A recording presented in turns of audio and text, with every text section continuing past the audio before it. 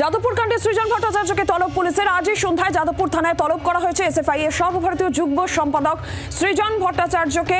যাদবপুর কাণ্ডে তাকে তলব করা হয়েছে বলেই জানা যাচ্ছে। এসএফআই এর সর্বভারতীয় যুগ্ম সম্পাদক সৃজন ভট্টাচার্যকে আজকে সন্ধ্যাতেই যাদবপুর থানায় তলব। আর এ বিষয়ে আরো বিস্তারিত জানাবেন মৌমিতা চক্রবর্তী, রয়েছেন টেলিফোন লাইনে প্রতিনিধি। মৌমিতা, কি জানা যাচ্ছে, কি কারণে সৃজন ভট্টাচার্যকে তলব?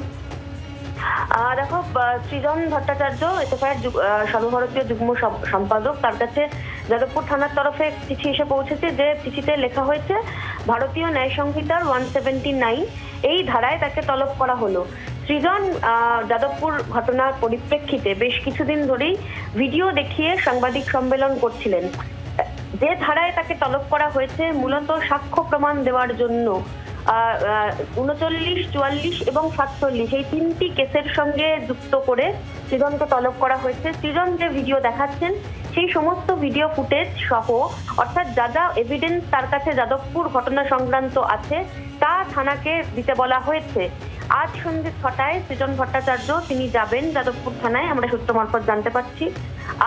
গতকাল রাত নাগাদ সৃজনের কাছে যাদবপুর থানার তরফে এই চিঠি পৌঁছেছে। সৃজন ভট্টাচার্য তিনি জানিয়েছেন যে তিনি আজ সন্ধ্যে 6টায় যাদবপুর থানায় যাবেন এবং তদন্তের স্বার্থে যা যা ভিডিও দরকার তা তিনি দেবেন।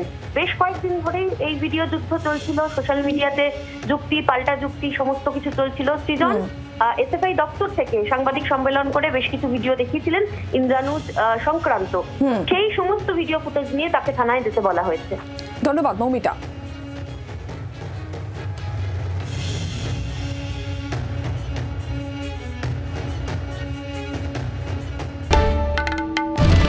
বাংলার আওয়াজ, বাঙালির আবেগ, জি 24 ঘন্টা।